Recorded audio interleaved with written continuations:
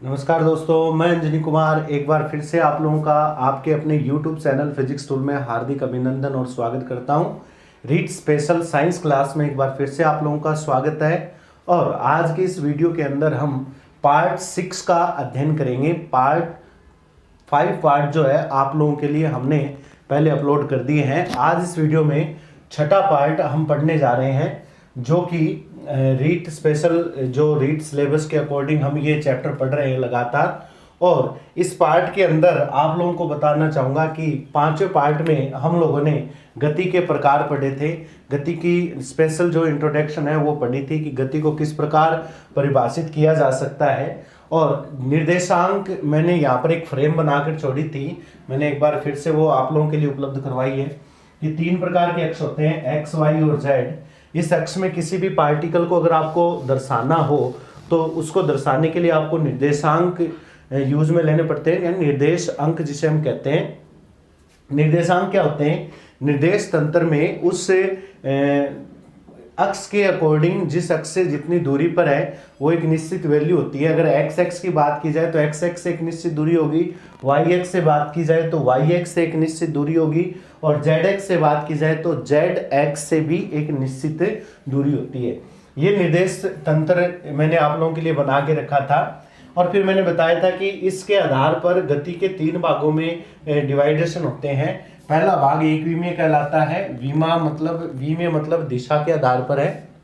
एक विमीय का मतलब हो गया एक दिशीय कह सकते हो आप लोग, और द्विविमीय का मतलब 2 दिशाओं के आधार पर वर्गीकरण होगा, और त्रिविमीय का मतलब होता है 3 दिशाओं के आधार पर वर्गीकरण।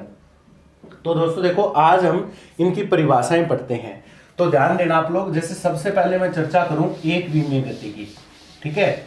अगर कोई भी कण, ठीक है, हम कण या वस्तु की बात कर रहे हैं, जैसे मैंने लास्ट वीडियो में आपको परिभाषा भी बताई थी कि कोई भी कण, एक थोड़ा ध्यान देना क्योंकि बीच में मैथ का वीडियो आता है। जैसे ये वीडियो हमने एक दिन पहले पढ़ा था, बीच में एक मैथ का वीडियो आप लोगों के लिए आ चुका है, तो थोड़ा सा रनिंग नहीं हो पाता है मैटर, क्योंकि बीच में मैं ज़्यादा हो जाते हैं वीडियो, इसलिए अपलोड नहीं कर पाता। तो एक मैथ का और एक विज्ञान का वीडियो अपलोड करता हूँ। तो ये जो पार्ट 5 है वो एक दिन पहले यानी परसों ये वीडियो आया था, पार्ट 5 है, तो उसमें आप लोग ये चीज़ जरूर देखें, ठीक है। वैसे क्रम से मैंने आप लोगों के लिए वीडियो नंबर लगा रखे हैं, तो आपको कोई मुश्किल नहीं होगी, ठीक है। पार्ट 5 है, उसके ऊपर आप लोगों को पार्ट 5 मिलेगा, तो पहले आप लोग वो वीडियो देखें, तब आपको ये चीज़ समझ में आएगी। तो देखो एक विमीय गति क्या होगी, देखो मैंने वहां पर आपको बताया था कि कण की स्थिति में परिवर्तन होगा, और वो परिवर्तन समय के सापेक्ष होगा, ठीक है। अब ध्यान देना, अगर मैं यहां पर एक लाइन लिखूं कि यदि कण की स्थिति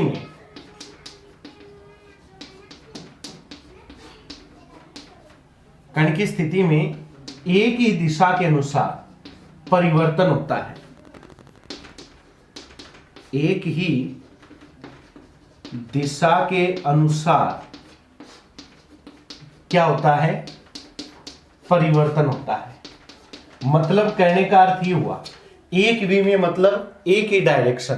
इसका अर्थ ये है दोस्तों कि अगर कोई कण एक ही डायरेक्शन के अकॉर्डिंग अपनी कंडीशन चेंज कर रहा है, मतलब एक दिशा के अनुसार वो अपनी स्थिति को बदल रहा है, सिर्फ एक ही दिशा। अब यहां पर आप लोगों के पास 3 दिशाएं मैंने फ्रेम में बना रखी है, लेकिन इनमें से कोई एक दिशा आप ले सकते हो, ठीक है। अगर एक दिशा के अनुसार कोई कण अपनी स्थिति में परिवर्तन कर रहा है, जैसे यहां पर निर्देशांक 3 प्रकार के हैं, एक्स, वाई और जेड। लेकिन अगर आपको ऐसा लगे कि किसी कण की गति में केवल एक ही निर्देशांक बदल रहा है, बाकी अन्य निर्देशांकों में कोई परिवर्तन नहीं हो रहा है, बाकी सारे अन्य निर्देशांक कांस्टेंट या शून्य हैं, या तो कांस्टेंट होंगे या शून्य होंगे, तो केवल एक ही निर्देशांक बदलता हो, तो इस प्रकार की गति को एक विमीय गति कहा जाता है। बात आई समझ में? तो एक विमीय गति में क्या पढ़ेंगे? जब केवल एक ही प्रकार के निर्देशांक में परिवर्तन होता है। इसका मैं एक उदाहरण लिखूं तो एग्जाम्पल होगा सरल रेखा में गति। अगर कोई कण एक सरल रेखा में गति कर रहा है तो सरल रेखीय जो गति होती है वो एक विमीय गति का उदाहरण होती है। जैसे कोई पिंड, जैसे सपोज करो मैं यहाँ पर क्लास में खड़ा हूँ और मैं अब चल रहा हूँ, तो मैं एक सरल रेखा के अनुसार चल रहा हूँ, मतलब मैं एक सीधी रेखा में एक निश्चित दिशा में एक निश्चित डायरेक्शन कह सकते हो आप लोग, एक सरल रेखा के अनुसार अगर कोई कण गति कर रहा है तो वो कहलाती है सरल रेखीय गति। या फिर आपको ऐसा लगे कि जब हम किसी कण की गति कराएं और वो कण बिल्कुल सीधी रेखा पर एक सीधे पथ पर अनुसरण कर रहा हो, तो इस प्रकार की गति को एक विमीय गति कहा जाता है। ठीक है, जैसे मैं एक उदाहरण दूं आपको, जैसे सपोज करो कि कोई बॉल है और ये बॉल, जैसे ये मैंने एक बॉल की बात कर ली, ठीक है, अब ये बॉल लगातार गति कर रही है, अब ये बॉल गति कर रही है, तो आपको ये जो मैंने रास्ता बनाया है, इस रास्ते में जब इस बॉल को आप देखोगे तो आपको बिल्कुल ऐसा लग रहा है कि ये बॉल लगातार एक सरल रेखा में गति कर रही है।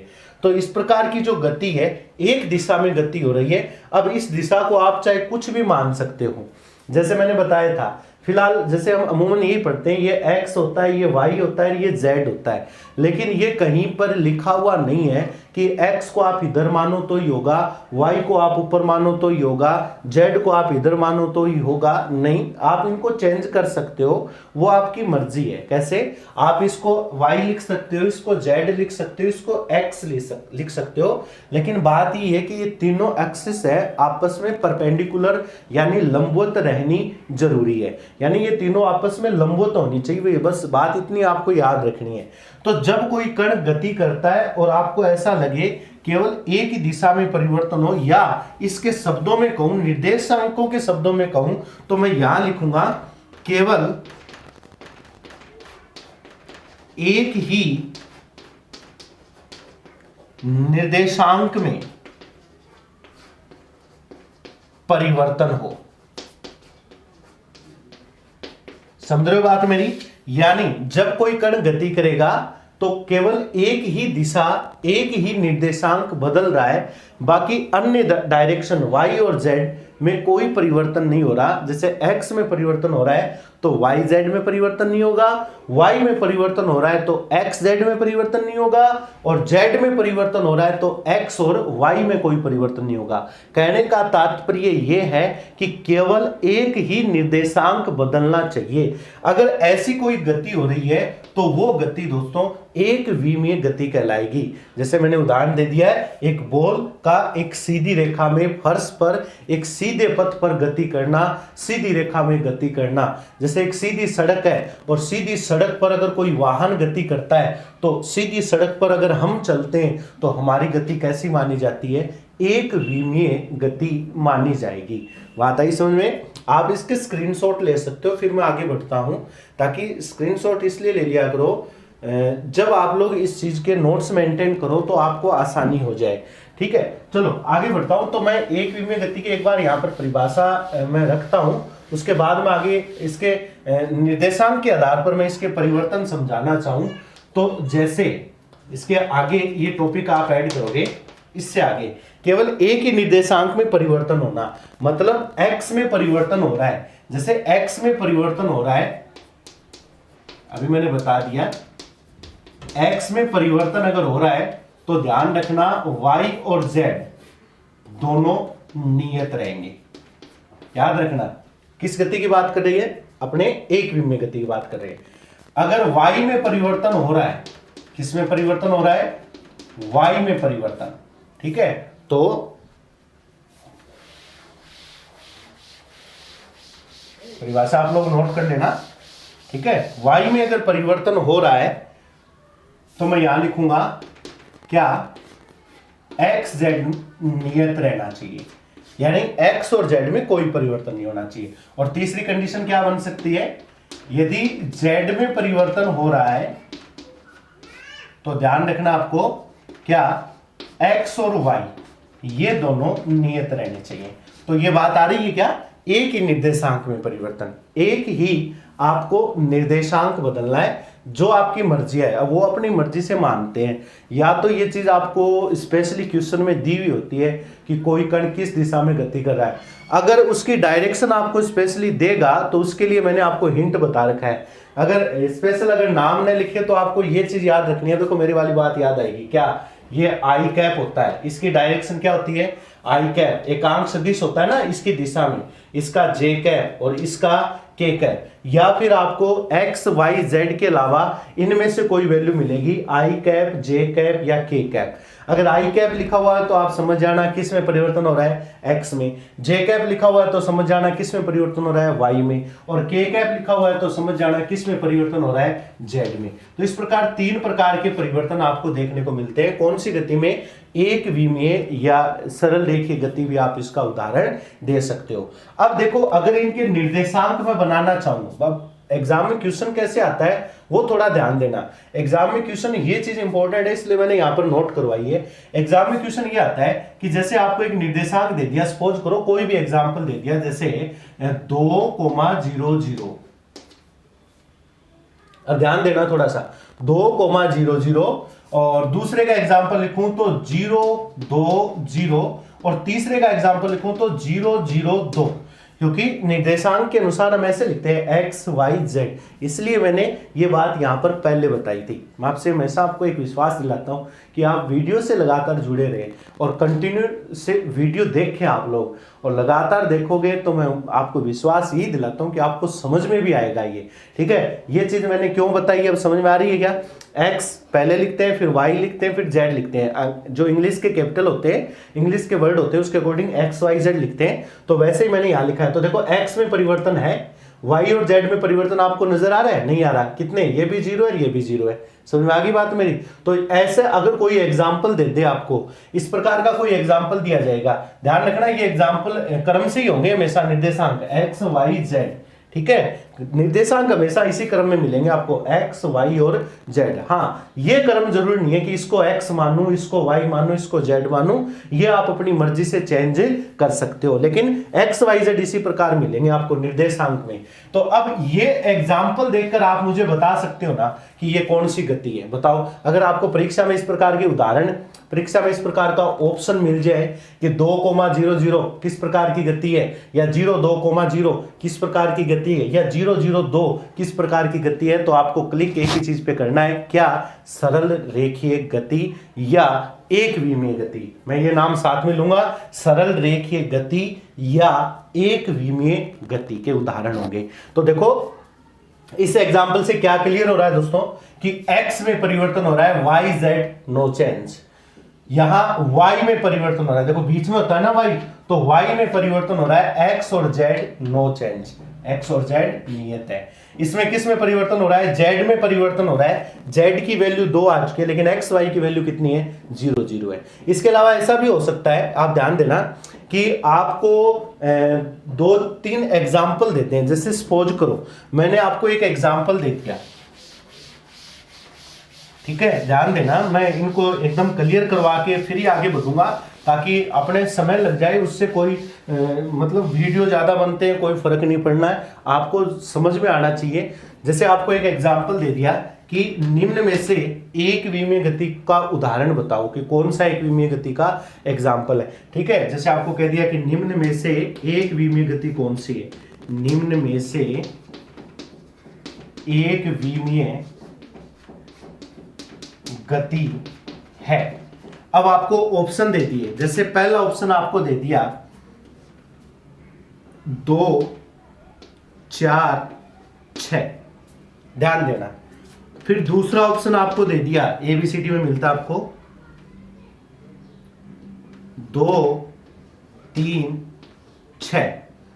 फिर एक ऑप्शन आपको ये दे दिया 2, 5, 6, और एक ऑप्शन आपको ये दे दिया 2, 6, 6। अब ध्यान देना आप लोग, अब मैंने एक एग्जाम्पल चेंज कर दिया है कि या तो इस प्रकार का उदाहरण मिलेगा, आप समझ जाओगे, या फिर ऐसा एग्जाम्पल मिलेगा। आप सोच रहे हो कि सर ये तो गड़बड़ हो गई, अब यहां पर तो बात कुछ मैच नहीं हो रही, तो आपको टेंशन लेने की जरूरत नहीं है। इनमें निम्न में से एक विमीय गति कौन सी है, अब इस प्रकार के ऑप्शन मिलते हैं आपको। फिर आपको नीचे क्रम में क्या मिलते हैं कि कौन सा सही है, पहला, दूसरा, पहला सही है, फिर या ऐसा मिलता है दूसरा सही है, फिर ऐसा मिलता है ए में ये मिलता है पहला सही है, ब में ये मिलता है, इस प्रकार के सवाल आते हैं, दूसरा सही है, स में ये मिलता है तीसरा सही है, और द में ये मिलता है कि चारों सही है। जैसे मैंने एक काल्पनिक एग्जांपल बनाया, आप समझना थोड़ा सा, इस प्रकार के कंपटीशन एग्जाम में बहुत क्वेश्चन आते हैं। अब एबीसीडी आपको पॉइंट दे दिए, इनमें से आपको सिलेक्ट नहीं करना, आपको सिलेक्ट इनमें से करना है, ए सही है या ब सही है या स सही है या द सही है। मतलब पहला ऑप्शन सही है, दूसरा सही है, तीसरा सही है या चारों सही है।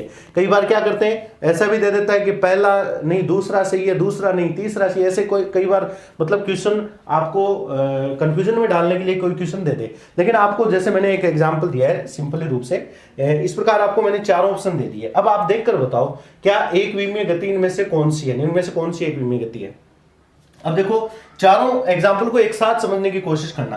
अब चारों एग्जाम्पल में आप लोग एक चीज नोटिस कर रहे हो कि जैसे देखो पहला निर्देशांक x का होता है, ये x का है, ये x सब में कांस्टेंट है, 2 2 2 2 2 आपको नजर आ रहा है क्या? देखो इसमें भी 2 है, इसमें भी 2 है, इसमें भी 2 है, इसमें भी 2 है। चेंज हो रहा है तो आप कहोगे सर नहीं हो रहा चेंज। फिर मैं y की बात करूं, इसमें कितना है 4, इसमें कितना है 3, इसमें कितना है 5, इसमें कितना है 6, तो आप कहोगे सर ये जो y है ना ये बदल रहा है। 4 था पहले ऑप्शन में, फिर 3 था, फिर 5 था, फिर 6 था। ठीक है, यानी यहां पर हमने एक बार रफ कॉपी में लिख लिया, क्या रफ कॉपी में लिख लिया कि x नियत है। ठीक है, y चेंज हो रहा है, y बदलता है, बदल रहा है ना। z की बात करूं 6 6 6 6, यानी z भी नियत है। अब देखो यहां पर आप ये चीज पहचानो, x z दो नियत है, अब y बदल रहा है, इसका मतलब वही बात आ गई, एक निर्देशांक बदल रहा है, 2 कांस्टेंट है। एक बदल रहा है, 2 कांस्टेंट है। इसका अर्थ क्या हुआ? इसका अर्थ ये हुआ, ये जरूरी नहीं है कि बाकी 2 जीरो हो, नहीं, मैंने क्या लिखा है बाकी 2 नियत रहने चाहिए। अब जीरो भी नियत में ही आता है, ठीक है, नियत रहनी चाहिए। तो देखो ये भी 2 2 2 x कांस्टेंट है, z z z z के निर्देशांक भी कांस्टेंट है, लेकिन बदल किसका निर्देशांक रहा है? y का। इसका अर्थ क्या निकला दोस्तों? इसका अर्थ ये निकला कि जब कोई कण गति कर रहा है तो x और z में कोई परिवर्तन नहीं हो रहा, परिवर्तन हो रहा है सिर्फ y में। एक दिशा में परिवर्तन हो रहा है, और एक दिशा में परिवर्तन हो रहा है, इसलिए मैं इसको एक विमीय गति का उदाहरण दूंगा। आज के इस वीडियो में हमने एक विमीय गति के बारे में पढ़ा। उम्मीद करता हूं कि मेरे द्वारा ये जो एग्जाम्पल आपको दिए गए ये समझ में आए होंगे और आप इनको भलीभांति इनको यूज में लेना सीखोगे, इन पे प्रैक्टिस भी करोगे। प्रैक्टिस ज्यादा से ज्यादा करो। नेक्स्ट वीडियो में हम फिर मिलेंगे, द्विविमीय गति के बारे में पढ़ेंगे। तब तक के लिए वीडियो लगातार देखें, एक दिन विज्ञान का एक दिन मैथ का, दोनों लगातार हम अपलोड नहीं कर पाते हैं, क्षमा चाहते हैं, लेकिन एक दिन के अंतराल से हम आपके सामने उपलब्ध करवाएंगे। लगातार जुड़े रहिए और चैनल को प्लीज शेयर कीजिए ताकि हमारा जो उत्साह है वो लगातार इसी प्रकार बना रहे। तब तक के लिए धन्यवाद। जय हिंद, जय भारत।